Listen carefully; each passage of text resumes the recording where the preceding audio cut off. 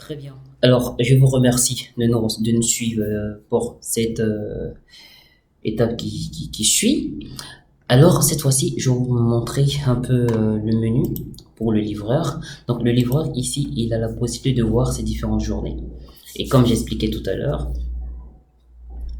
pour la journée d'aujourd'hui, on dit qu'il a reçu un total de 16 000 francs. Et sur les 16 000, il a dépensé 1 200 francs de frais d'expédition. Donc, ce qu'il doit verser à la caisse est de 14 800. Donc, quand on regarde ici, il doit verser 14 800 à la fin de la journée. D'accord. Et donc, ici, quand il rentre, chez lui, il va voir, pour cette boutique, voilà le montant à verser. Et donc, il ne faudrait pas qu'il confonde. Donc, vous, en tant que livreur, lorsque vous voyez ce montant, je vous explique. Pour cette boutique, vous devrez lui verser 15 000 francs au total. Et sur les 15 000 francs que vous devez lui verser, vous avez effectué une livraison de 1 000 francs à Djamé et une expédition de 1 200 francs.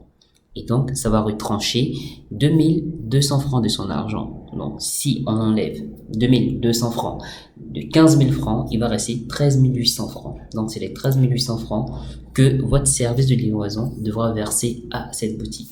Si vous effectuez des courses pour une autre boutique, la liste va s'afficher tout en bas et vous verrez ici le montant à verser. Et les dépenses que vous aurez effectuées en termes de carburant et autres dépenses vont s'afficher ici. Donc l'ensemble de ces différentes dépenses, c'est elles que vous allez voir ici dans la partie dépenses. Voilà. Et vous, en tant que livreur, vous avez la possibilité de voir ici vos différentes journées. Vous pouvez choisir tout ce que vous avez fait avant, comme venir ici, et puis sélectionner le mois que vous voulez pour voir vos différents points. Bien. À part ça, vous avez la possibilité de voir ici les différents colis retours que vous effectuez. Donc ici, on vous dit par exemple, la boutique a refusé parce qu'elle n'était pas d'accord avec ce point. Là encore, c'est encore en attente. Lorsque vous allez retourner le colis, la boutique pourra dire oui, je suis d'accord, j'ai bien reçu le colis chez moi.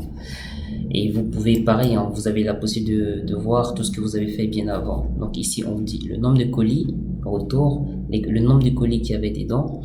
Et ici, le montant que ça faisait, s'il y avait de l'argent, s'il y avait des frais de livraison, c'est que ça aurait pu générer pour vous. Bien.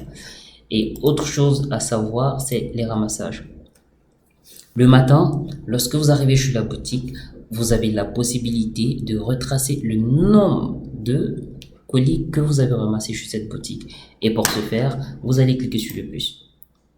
Sur le plus ici, vous pouvez choisir la boutique chez qui vous faites le ramassage, le nombre de colis que vous aurez ramassé. Si cette boutique vous a versé de l'argent, vous pourrez retracer ici valider. Bien, donc on va dire que pour vos livreurs, c'est l'essentiel de ce que vous êtes censé faire.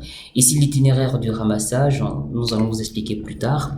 Ça, c'est une autre partie assez qui vous permet de recevoir vos colis automatiquement si votre service de livraison l'a activé. Mais pour l'heure, les actions majeures pour vous en tant que livreur, c'est ça. Comment saisir une commande, comment la valider, comment la reporter et comment interpréter vos différents points. Donc, c'est vraiment simple. Nous restons disponibles. Vous avez des questions, des préoccupations, un besoin d'assistance, n'hésitez pas. Cliquez sur le petit logo du WhatsApp ici et l'un de nos conseillers prendra la relève et vous assistera pour vous apporter toute l'aide nécessaire qu'il faut. Je vous remercie. Merci de nous suivre. Nous restons disponibles, n'hésitez pas. Et puis à très vite pour des prochaines séquences. Chaque fois qu'il y aura des mises à jour, on se fera le plaisir de